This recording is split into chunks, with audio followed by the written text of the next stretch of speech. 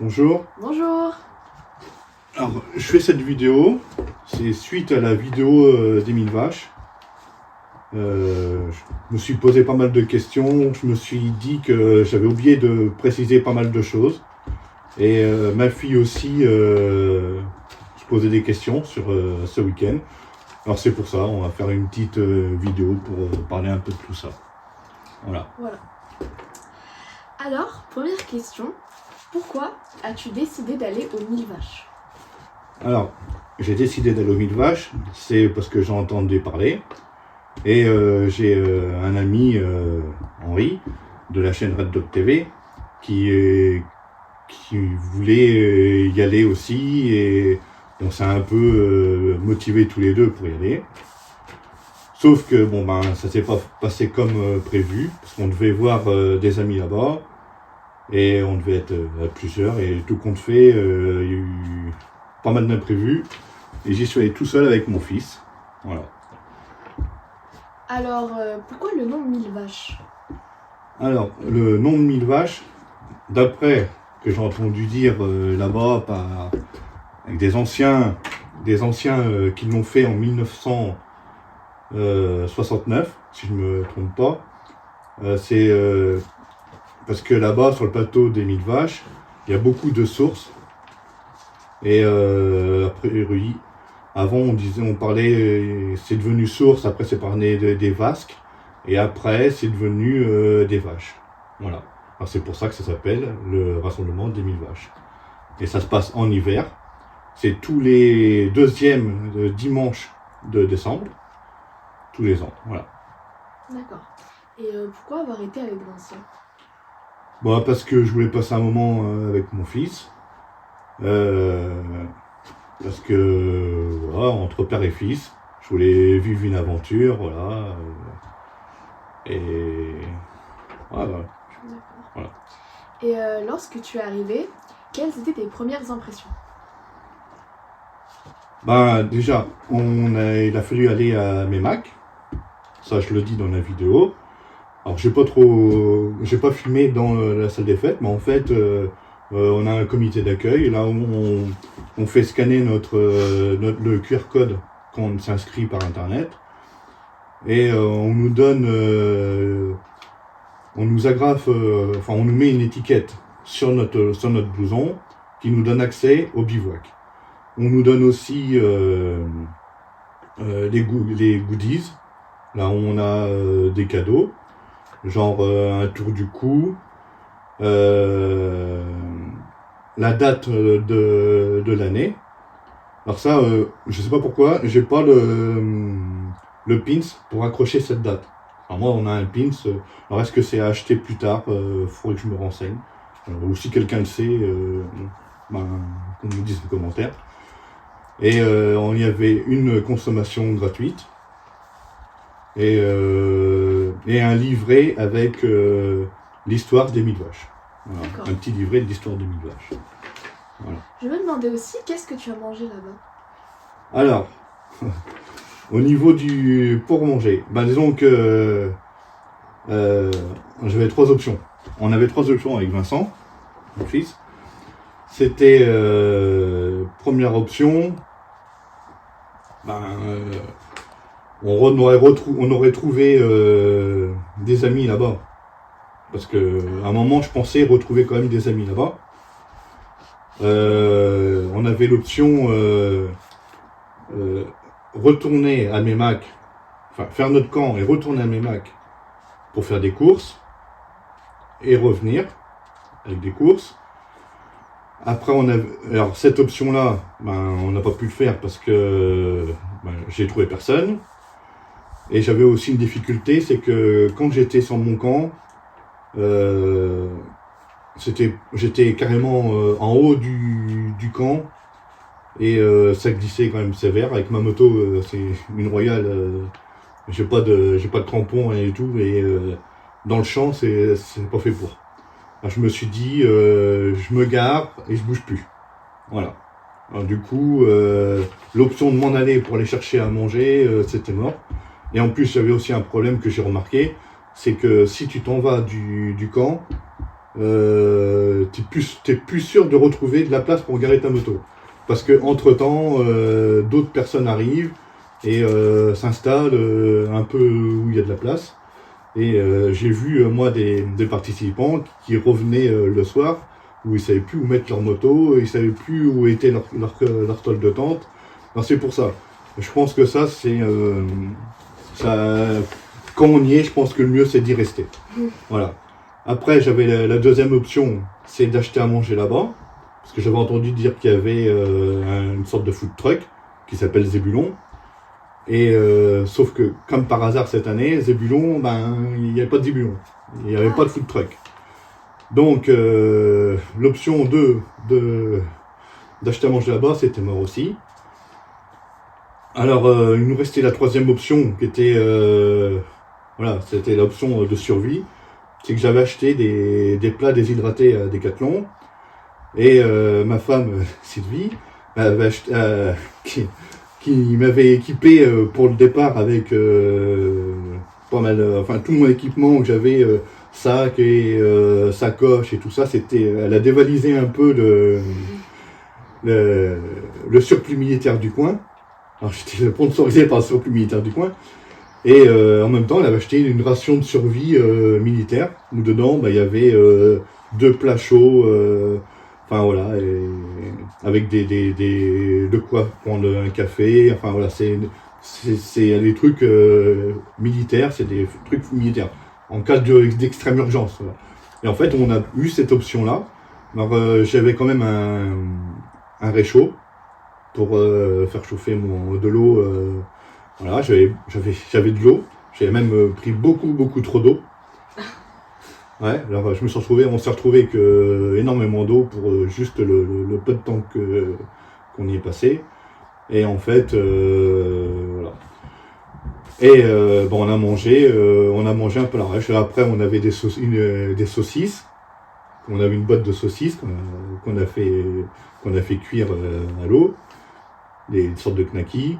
Et on avait aussi les trucs qui étaient bien rigolos, c'est que Vincent, il voulait que j'avais dit qu'on faisait un feu de camp, qu'on aurait pu faire un feu de camp, et il avait pensé tout de suite au chamallow, et du coup on s'amusait à faire griller quand même des chamallows avec le bleuet. C'était rigolo, c'était notre petit truc rigolo. Enfin voilà, ça s'est passé comme ça. Alors on a mangé des trucs minimum, mais bon, on avait de quoi manger. Et c'est vrai qu'après le dimanche qu'on est parti, on s'est fait un McDo. On avait prévu, on s'était dit là on a épuisé, on a pris toutes nos réserves, on ira se faire un McDo après. Voilà. Pendant le week-end, qu'as-tu emmené de particulier? Alors, qu'est-ce que j'ai emmené de particulier? Alors voilà. C'était mon premier hivernal, je savais pas trop ce qu'il fallait emmener. Alors je me suis équipé surtout pour le froid, pour me protéger du froid dans la tôle de tente. Alors encore une fois au surplus militaire, avec Sylvie, on a acheté sac de couchage militaire et on a acheté l'intérieur de sac de couchage. En fait, il y a 2 sacs de couchage, un intérieur, un extérieur, et c'est tout, ça résiste, je sais plus combien. Et en fait, par contre, pour dormir, j'ai pas eu froid, que j'avais enlevé quand même pas mal de couches pour pouvoir, parce que je voulais pas être vraiment habillé entièrement dans le sac de couchage, c'est ce qu'il faut. On m'avait conseillé aussi de mettre les vêtements dans le sac de couchage pour garder la chaleur, genre mon pull et tout ça, mettre dans les pantalons, le mettre dans le sac de couchage, comme ça le sac mes affaires étaient chaudes. Alors c'est ce que j'ai fait, et je me suis protégé quand même la tête, parce que dans le sac de couchage militaire, il y a des capuches, et je me suis quand même bien mis dans la capuche, parce que de temps en temps, j'enlevais un peu les capuches et on sentait quand même bien le froid. Il n'y avait pas de neige, mais j'avais même l'impression de dormir dehors, parce que je me disais que j'étais pas dans une tôle de tente. J'avais l'impression d'être dehors. Alors voilà, c'est bien d'avoir un sac de couchage avec une capuche. Voilà. Faut quand même bien s'équiper la nuit. Après, bon, on avait un matelas gonflable normal. Alors le mieux c'est d'avoir deux petits matelas. Parce qu'on avait un matelas de place. Mais en fait, c'est vrai que ça fait bateau, mais ça c'est classique. Voilà, c'est tout ce qu'on avait réellement. Si pour la moto, ce que j'avais équipé, c'est j'avais des manchons pour protéger du froid. Et sur la moto, voilà, ceux qui connaissent, ils ont bien remarqué, c'est que normalement sur ma moto j'ai des valises en dur et je les ai enlevées, j'ai mis des valises souples. Comme ça, j'ai plus de place, elles contiennent pour mettre plus de choses. Et en cas de chute, que j'avais prévu de tomber dans le champ, en cas de chute, ça aurait évité de les abîmer. Ça aurait protégé la moto. Et j'avais aussi des crash bars sur la moto que j'ai mis aussi en pensant à ça. Et mes crash bars, j'ai bien pris le modèle spécifique qui était qui était bien large. C'était parce que j'ai bien prévu de mettre des sacoches sur les côtés pour emmener. Moi, j'ai mis les affaires de pluie, tout ça. Que je me suis dit, si jamais ça pleut, ça évite d'enlever le sac derrière, tout ça. Et j'avais tout sur place, enfin tout sous la main. Et ça n'a pas plu? Non, ça n'a pas plu. Voilà. Tant mieux, on n'a pas eu de pluie. C'est vrai qu'on a eu un super temps. La journée, ça fait super bon. On était même en t-shirt. Oh. Et par contre, dès que le soleil se couchait, on sentait bien le froid. Voilà. Voilà. Et c'est vrai que le temps nous a permis à faire pas mal de rencontres. Parce que c'est vrai que cette année, c'était une année exceptionnelle. J'ai discuté avec des bénévoles de l'événement, et c'est eux qui me disaient que normalement, l'hivernal, a priori, les gens sont plutôt chacun dans leur groupe, en train de se réchauffer autour de leur feu. Et le seul endroit convivial, c'est l'abreuvoir, que je n'ai pas encore parlé. C'est la buvette. Il y a un gros abri avec l'endroit où ils servent les boissons. Et c'est là l'endroit, normalement, c'est le seul endroit où les gens se côtoient. Et là, c'est vrai que cette année, tout le monde se promenait de camp en camp. Et c'était bien sympa parce qu'en fait, on pouvait faire pas mal de connaissances, de voir un peu les camps des autres, comment ils étaient équipés, tout ça. Et ouais, franchement, c'était quand même pas mal convivial. Et voilà. C'est vrai que quand ça pleut, même j'entendais dire que des gens ils disaient quand ça pleuvait à 17h, ils étaient au lit. Voilà. Enfin, là, les gens toute la nuit, jusqu'à tard le soir, les gens ils se promenaient, ils allaient voir telle ou telle personne, parce que c'était quand même bien éclairé avec les bras zéro et tout ça, et avec les lampes frontales. Voilà. Par contre, c'est vrai qu'il y a un truc que j'ai bien ressenti dans ce camp, c'est que c'était calme. Il n'y avait pas de rupteurs, il n'y avait pas de... Ouais, tout le monde était sympa en fait. Et c'était ma crainte. Hein, que au début, j'ai hésité à y aller, parce que je bois pas d'alcool. Et j'avais peur de débordement. J'avais peur d'être dérangé par s'il y en avait qui buvaient trop, qui allaient chez les uns, chez les autres. Et en fait, ça s'est vachement bien passé. J'aurais pas cru. J'ai vu qu'il y avait, c'était même familial, je trouvais. Il y avait des femmes, des enfants, même des enfants en bas âge. Franchement, c'était super convivial. J'en garde un super souvenir. D'accord. Et ouais. Et tu as l'air d'être très content de ton séjour. Ouais. Mais juste une question, est-ce que pendant ton séjour, il y a des choses qui te manquaient de ta vie habituelle? Ce qui m'a manqué le plus dans ce truc, dans ce week-end, c'est que on n'a pas pu faire de feu. Parce que déjà, on était chargé à bloc. Parce que en fait, j'ai emmené, comme je disais tout à l'heure, j'ai emmené beaucoup trop d'eau. Et j'avais emmené aussi beaucoup de batteries, parce que j'avais peur de manquer de batterie pour charger le téléphone ou les lampes, parce que j'avais quand même emmené des lampes. Alors j'avais emmené plein de batteries, machin. Voilà. Et j'avais plus de place dans la moto. Et ça, ce qui m'a manqué le plus, c'est une hachette. Une hachette et une masse pour couper du bois. Parce qu'en fait, et il y a aussi que je pensais retrouver des amis et camper un peu avec eux, me réchauffer un peu avec eux et parler avec eux. Sauf que j'ai pas vu mes amis, j'ai pas vu d'amis. Et c'est vrai que quand on est arrivé, on a mis une toile de tente, tout ça, mais on s'est pas occupé de feu et on n'avait pas ce qu'il fallait pour faire le feu. Parce qu'en fait, c'est la deuxième chose à faire. C'est quand on est là-bas, je pense, faut monter la toile de tente et il faut vite aller chercher un brasero. En fait, ce qu'ils appellent les braseros, c'est un fond de fût en métal pour faire le feu dedans. Et ça, c'est dans le camp, il y a plusieurs remorques où en fait on doit aller à cette remorque, prendre un fût, poser le fût, et il y a des tas de bois un peu partout, et on doit aller chercher du bois et l'emmener à notre camp, et fendre le bois et allumer notre feu, tout ça.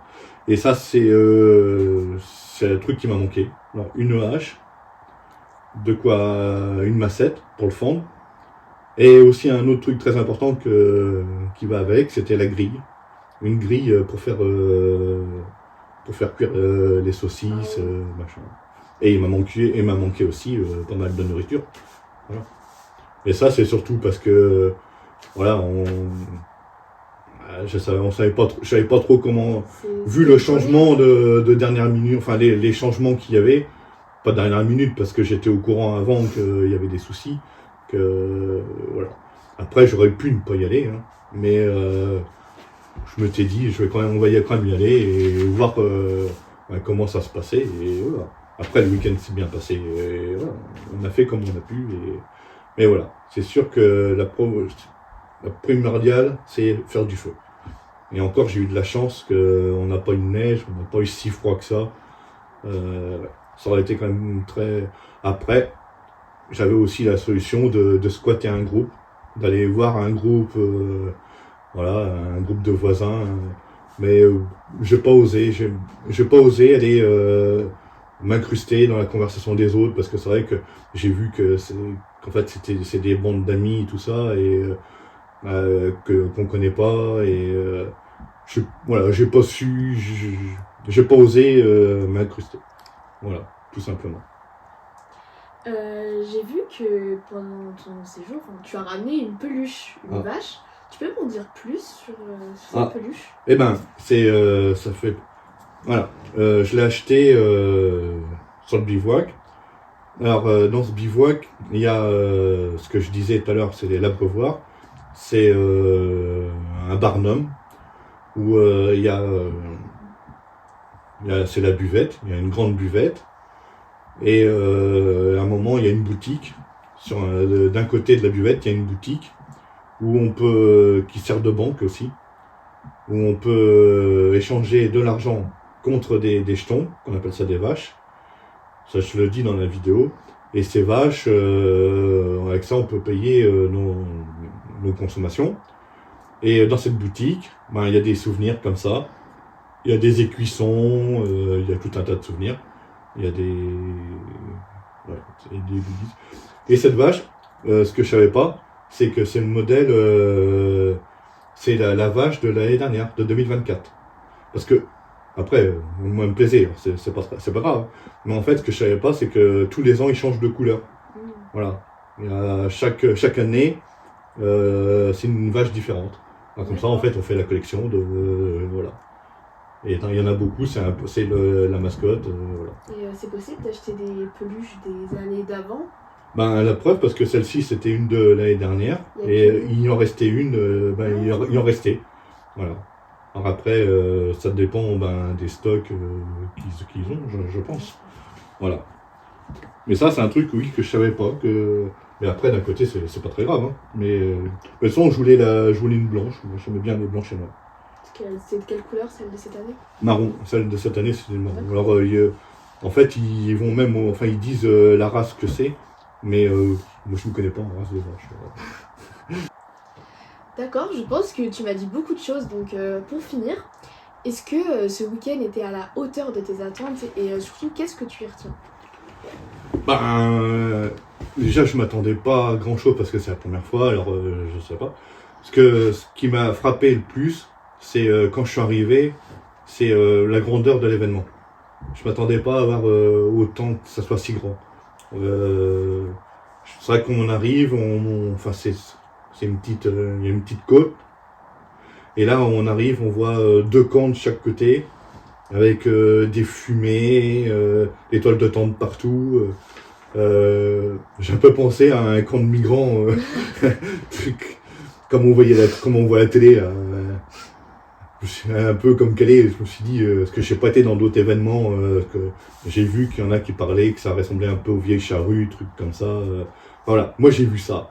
Je me suis dit, oh, c'est grand, c'est balèze. En plus, mon campement était carrément en haut du camp. Alors, j'avais une vue plongeante sur le bas. Ce que j'en retiens aussi, c'est que la région là-bas est magnifique. Elle est magnifique. Découvrir des choses. Ouais, je connaissais pas trop cette région. Il y a une route pour y aller. Il y a la rivière qui passe à côté, tout ça. À un moment, je me suis perdu. Je me suis perdu. Je suis passé par une route qui passait dans des forêts de pins, avec des grands pins, tout ça.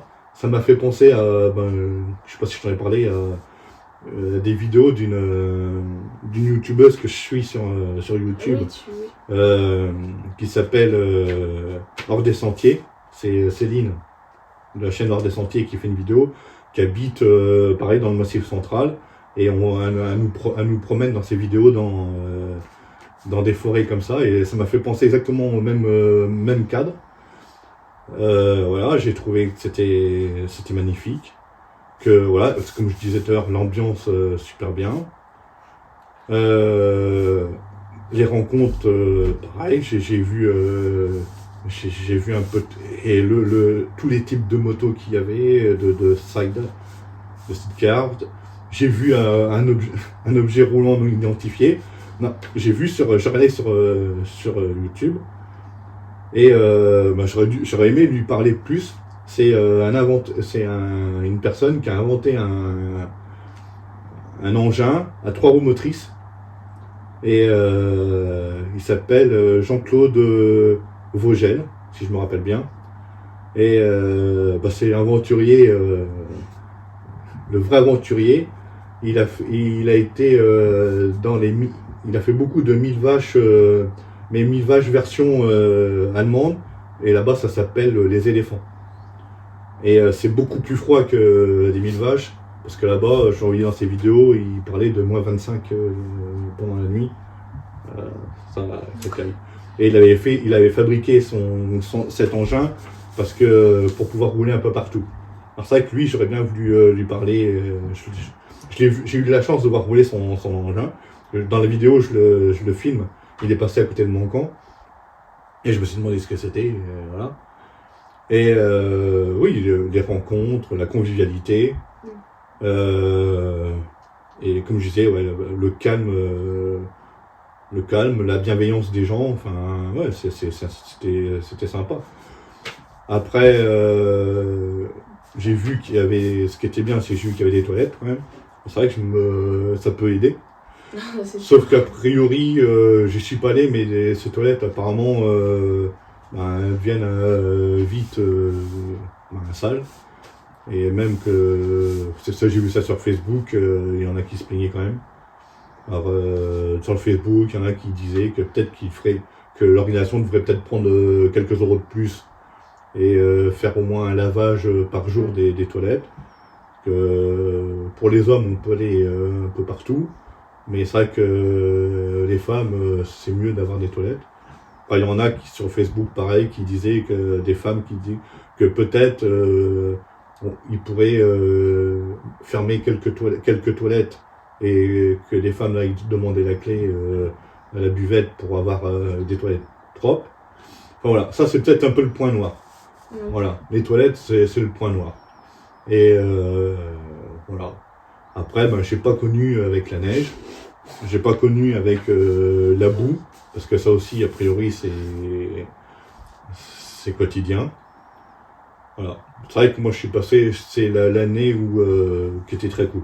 D'accord. Voilà, fraîche, mais très cool. Voilà. Et c'est vrai que j'espère le refaire une prochaine fois, l'année prochaine avec mon pote Henri, de la chaîne Red Dog TV, là. Voilà, que ça se passera bien, et avec d'autres copains, voilà. Parce que, voilà. Ah, c'était le destin qui fait que cette année, ben, rien ne s'est prévu, rien ne s'est passé comme prévu. Mais bon, c'est comme ça, on n'y peut rien. Ben après, c'était quand même une bonne expérience. D'accord. Voilà. Après, je pense qu'on a tout dit. Hein. Oui, je pense qu'on s'est dit. Voilà. Je regarde, j'en ai fait quelques notes, mais vite fait. Non, mais ouais. Je pense que tout est dit. Après, ben, je remercie aussi les bénévoles de l'événement, les organisateurs, enfin voilà. C'est vrai que c'est bien. Hein, là, le dimanche, quand on est parti, ils étaient déjà en train de débarrasser les bras zéro, enfin de vider les poubelles, enfin ouais, parce qu'après faut préciser que ça se passe dans un champ de vaches qui sert et qui sert bien parce qu'il y avait encore des bousses de vaches dans le champ. Alors c'est vraiment c'est vraiment un champ de vaches et voilà. Si après c'est vrai que comme je disais ouais. Où c'est moins marrant, c'est quand on n'a pas une moto équipée pour rouler dans la terre, enfin dans la boue. Ouais, les motos avec les crampons, c'est quand même mieux. Voilà. Et je précise, je me suis trompé tout à l'heure. C'est tous les deuxièmes week-ends. Tout à l'heure j'ai dit les deuxièmes dimanches. Et là c'est tous les deuxièmes week-ends de décembre. Tous les ans c'est tous les deuxièmes week-ends de décembre. Voilà. Donc, ça commence le vendredi et ça se termine le dimanche midi. Je crois que faut que tout le monde soit parti à partir de 14h, d'après ce que j'ai compris. Mais les gens, comme ils partent, ceux qui habitent loin, ils partent bien avant. Voilà. Sinon, voilà. Après, on peut y aller. Moi, là, cette année, comme je savais que ça allait être un peu compliqué au niveau organisation, au niveau matériel, tout ça, j'ai préféré passer qu'une seule nuit. Voilà. J'ai pas passé les 2 nuits, j'ai passé la nuit du samedi au dimanche. Et voilà. Pour normalement, je crois que le camp il ouvre, si je me rappelle bien, je crois que c'est le vendredi à 14h. Enfin voilà, c'est le vendredi ça ouvre en vendredi. Comme ça, normalement, ceux qui veulent vraiment qui veulent vraiment passer l'événement sur place, ils peuvent passer 2 nuits là-bas. Voilà. Si tu devrais le refaire, tu ferais 2 ou 1 nuit? J'aimerais bien faire les 2 nuits. Ouais. D'accord. Parce que ouais, j'aimerais bien faire les 2 nuits pour vraiment vivre l'événement à fond, mais avec un groupe. Ouais. Parce que c'est vrai que tout seul, même avec mon fils, si c'était sympa, bah, j'ai quand même eu l'impression de vivre l'événement un peu en dehors de. Enfin, voilà. J'ai pas vécu l'événement comme j'aurais espéré le vivre. Ah, d'accord. Mais bon, c'est comme ça. Et c'est vrai que comme je dis que ça s'est vraiment bien passé la nuit du samedi au dimanche, qu'il n'y a pas eu de débordement, ça, je sais pas comment s'est passé la nuit du vendredi au samedi. Voilà. Est-ce qu'il y a eu des débordements ou quoi, enfin, ou des. Voilà.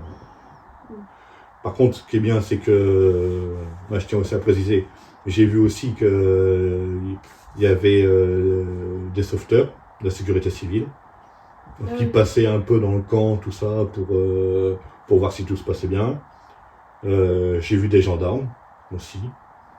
Alors voilà, qui étaient là pour voir si tout se passait bien aussi. Voilà, c'est quand même, on n'est pas, c'est pas un groupe où, voilà, c'est vraiment, c'est encadré, c'est clean, moi tout ce que j'ai vu c'était clean. D'accord. Voilà.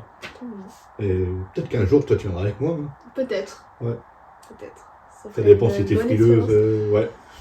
Un peu, mais. Ouais. Ouais. Mais c'est vrai que ça serait sympa que tu viennes. Voilà. J'ai fait avec ton frère. Peut-être. On verra. Peut-être. Ça sera planifié. Mais voilà. Sinon, j'ai pas grand chose d'autre à dire.